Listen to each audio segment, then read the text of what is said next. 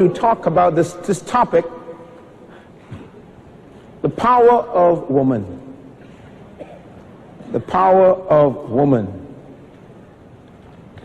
The power of woman. This statement is still not understood properly by women or by men. We're going to be focusing on understanding the nature and the assignment of the female. Understanding the nature and the assignment of the female.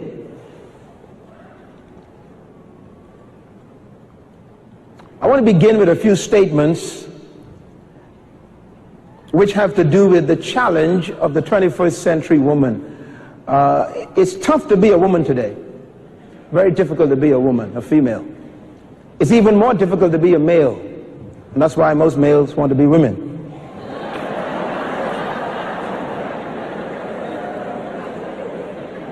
You'll understand that in a little while. Why is it so difficult to be a female today? Let's take a look at a couple of thoughts. I believe that the most difficult challenge that a female faces today is the fact that she is living in a world designed for men. This goes all the way back. I think you can go back about 50, 60 years when this really hit at the height. When James Brown, the famous singer, wrote a song, "This is a man's world."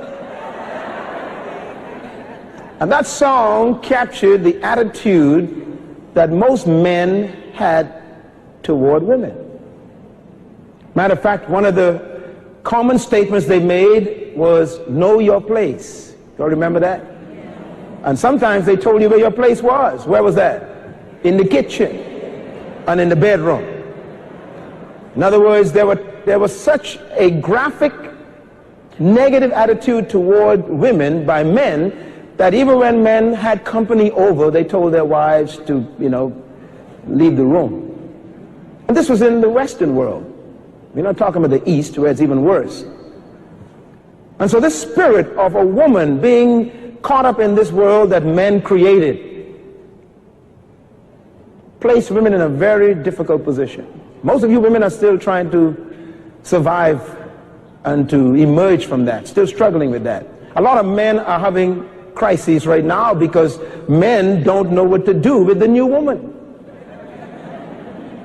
Because the world is no longer a man's world. It's changed since World War II. It's very important to understand that, ladies. Secondly, the 21st century woman is pressed on every side to be everything to everyone all the time. It's tough to be a woman. Actually, today, they want you to be a man and a woman at the same time. They want you to work and also be a homekeeper. They want you to have babies and raise them and then pay their tuition too. I mean, it's incredible. A woman has so much pressure. It's difficult. And then thirdly, the average woman is confused and insecure about her purpose and her role in life. And that's a real problem. Because some women are not sure what it is to be a woman anymore. And that's why many of them are experimenting. What does it mean to be a woman today? Now, I must also balance this by saying it's worse for the men. Because the men are in such crisis, the men are your greatest problem. Because the men don't know what to do either. They're not sure what it is to be a man anymore. The average man in this country and in my country and in the whole Western world is struggling with his true manhood. He doesn't know what it is to be a man. You remember that about 40 years ago, it was very easy to be a man. 60 years ago, it was automatic to be a man. Because the roles were very clear. He goes to work, you keep the house. You have the babies, he buys the food. I mean, it was very clear. And that's why your grandmother didn't have a divorce. There was no divorces back then, because the roles were very clear. Everyone knew where their place was. The man's place was out working, woman was home, keeping home. And then the man bought the home, the woman cleaned it and kept it. The man bought the food, woman cooked it and served it. It was very simple. Matter of fact, most women and men at that time didn't have a problem with one another because there was no competition and no contention. the man knew where the woman was all the time. She was home. And she knew where he was. He was out laboring. As a matter of fact, it was so tough to survive 60 years ago that everybody had to keep their roles clear. It was simple to be married and to love one another. As a matter of fact, your grandmother and grandfather did not really express love the way you express love today, because they didn't have no time to do it. He was busy working 10, 12 hours a day. By the time he came, all he wanted was food, sex, and bed. I call him the caveman. You know, caveman coming. Sex, boom, finish, boom, sleep. Caveman.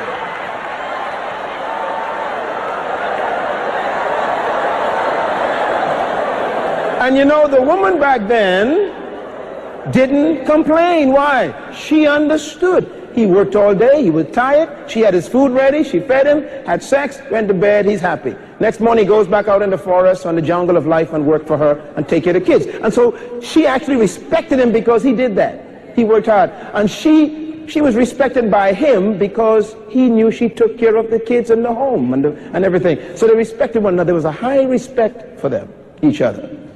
Their love was based on their roles. She loved him because he worked so hard to keep the family together. He loved her because he took care of the home. She took him home and took care of the kids, and he appreciated her cleaning his clothes. I mean, there was this mutual respect. And then something happened.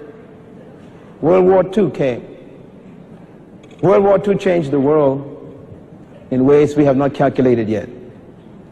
Remember, World War II came, the Western world got involved in the war, and hundreds of thousands of men in America went to Europe to fight, and went to Japan and other areas. And what happened? The men used to work in the factories, but now when the men are gone, then the women, the factories were kind of quiet, and so the women were asked to make bullets, and to, instead of, sewing, they had to learn to make tanks. And if you study the history of America, that's when women began to leave the home to go out and work for the war machinery.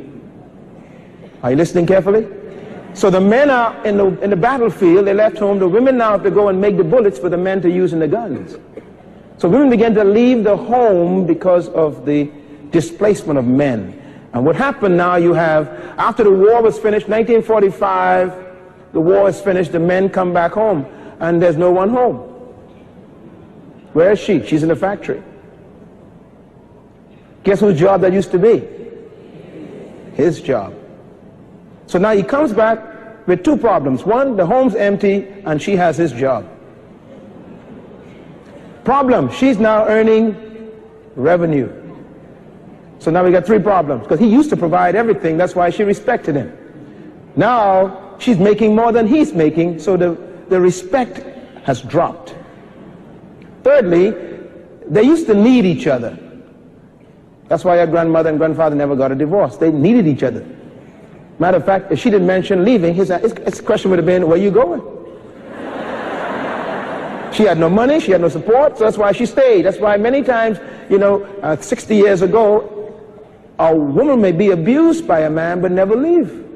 She had nowhere to go. There was no other support. So she stayed. She made the marriage work. He made the marriage work. But now we got a new equation. We got women out working now. We got men displaced and they're not sure what to do.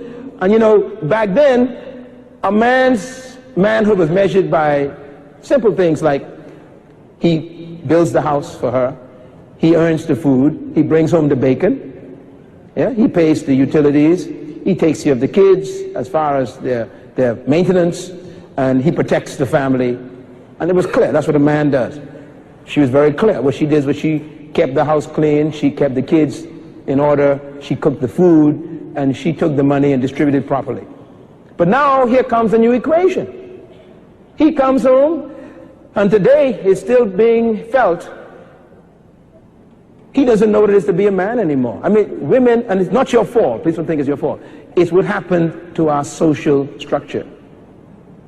So now we have men today, since World War II, don't know how to be a man.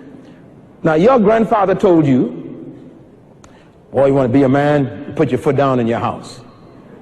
Your answer is not my house. Some of you get it later. See, when a woman meets a guy today, he's in trouble. Why? First of all, she owned her own house already. She got her BMW. She got money in the bank. She looking fine. She got a refrigerator with food in it. And then she says, I want you to be my man. And the guy goes, okay. So how do I be that? And she says, take care of me. He said, okay, I'll buy your house. I got that. I'll buy your car. I got that. I give some money. Got too much of that. I'll buy some food. Got that. So how do I be a man? Don't know. Just be a man. See the problem? So he's frustrated. So what does he do? The only thing that he has left that you don't have is his strength. So the result is domestic abuse. That's the one thing he could always say he could give you that. It's very serious. He physically abuses you.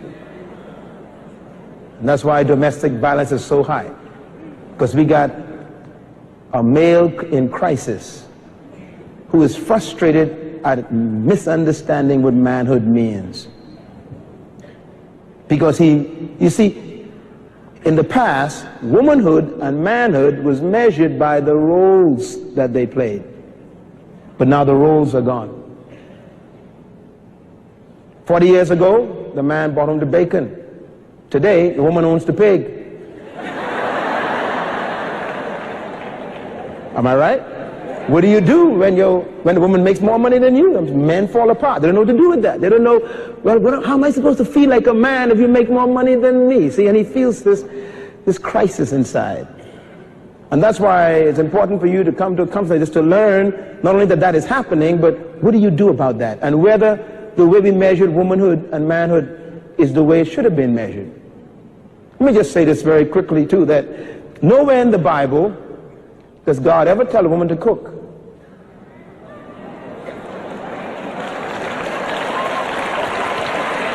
It's not in Scripture. In other words, matter of fact, here's a surprise. In the Bible, if you study the Bible carefully, the men cooked. Uh-oh. Matter of fact, if you want to marry a good man, first question, can you cook?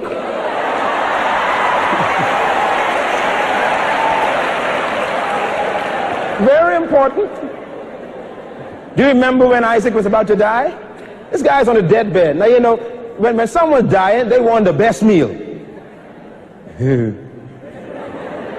Isaac was married, but he said, look, I don't want you to cook, baby. I want your son to cook that soup that he cooked. It was the men that cooked. I would tell men, if you really want to follow Jesus, you got to learn to cook. They look at me strange. I said, well, let's study it. How many men want to be like Jesus? They always hold their hands up. I want to be like Jesus. I said, good. Then study Jesus. Jesus was a cook. You remember when the disciples went out fishing after the resurrection? It says he cooked fish and bread on the shore for them and fed them when they came in. See, he cooked boiled fish and Johnny cake. Real men cook. Say it with me. Real men cook. You go home and tell them that, all right? So see, what I'm trying to get you to understand is that the roles have been confused with the purpose. A woman is not a woman because she cooked. It's another way to identify your womanhood. A man is not a man because he brings home money. Matter of fact, if you study the scriptures carefully again, this is very weird for some of you to understand, but in the East they still do this. The men actually stay in the tent. The women go and take the sheep and goats out. It's reversed. The men stay home in the Middle East. The women go out and become shepherds. Very rare to have real men as shepherds. You know, some of you think that men are always shepherds. Not necessarily. Most of those cultures, the women are the ones that go out and watch the sheep because the men stay at home in the tent to protect the treasures of the tent. So, historically speaking, the man's place was in the home. Some of you are looking shocked. It's getting quiet in here. That's why you're here, because I want you to understand that staying home doesn't make you a woman. That's still a role, you see. You're confusing the role with your inherent purpose. And that's why we're here tonight. I want to show you from the Bible what the purpose of a woman is. It's going to blow your mind. You are an awesome creature. Awesome creature. First of all, the female controversy is a big one. And that is the role, the position, the rights, the privileges, the expectation, and the relationship of the female in our society is our biggest argument. How much power should a woman have? Should a woman be a leader? Can a woman lead? Should a woman be the head or not of a home? Can a woman lead a company? I mean, people get, should a woman be a preacher? Should a woman be a pastor? All these confusing questions people have about women. And mostly it's men who got those problems with women. Some societies have even gone to the extreme because they perceive women as personal property. And if you go to the Middle East, it's still this way. It's as if they own women as property. Women are seen as that domestic slave. They actually see women as simply being born to take care of their needs. It's men's attitude. Some see women as chattel, and this is still real. They sell women on the block in many cultures. Women are also seen as simply objects of sexual gratification. Many men see women as something to conquer. They don't respect this beautiful creature. They see it as a sex object. Then we see the attitude of women as personal servants. Go this, get that, fix that, iron that, cook that, just like slaves. And then we get men who think that women are inferior to them. And you could never be as smart as me, they say. Men are more intelligent. Men are have more wisdom. Women need men to guide them. This attitude that women are inferior. It's still a problem today. And then we get this attitude that women are unintelligent. Some women got a PhD, but they still won't give you promotion. Because they measure intelligence a little differently than academics. And some of you are struggling with that. Some of you went and got degrees and went to night school and come back and they still won't promote you. Because there's this unspoken attitude that you don't measure up. And then there are those who think that women are weak. What a tragedy. Let me tell you something. The most dangerous creature on earth is a woman. My wife read it tonight. Solomon says she can destroy a king. I'm going to show you why a woman is so dangerous tonight. You are powerful. Awesome power. And only smart men know how powerful women are. It's the dumb man who thinks you're not powerful. He's the one you get. That's the one you get. You got him. He thinks you're not powerful, see? You are awesome. I'm going to show you how Jesus thought about this as well. And then finally, they see women as worthy of abuse. You know, after all, she's not as equal. So men abuse women.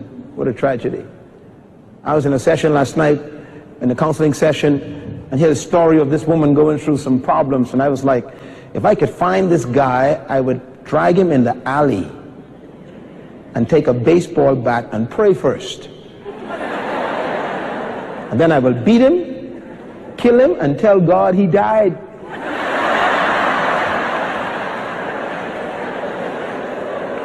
I mean, this guy was abusing this beautiful woman. The things he was doing, I'm like, how could you live with someone like this? This is a beast. Some men don't think anything about it. They hurt you, they emotionally abuse you, physically abuse you, psychologically abuse you, and then just go on and drink their beer or go watch TV as if it was nothing. God's going to judge them. And he will vindicate you, I promise. God will vindicate you. Now, this last point here, only in recent history has the plight of women been given the attention it deserves. And I'm so glad. And this conference is a sign that that attention is being given. We're separating the women from the men, the women from the children. We're getting you into a place by yourself, having workshops and day sessions to talk about issues that affect you. That's important.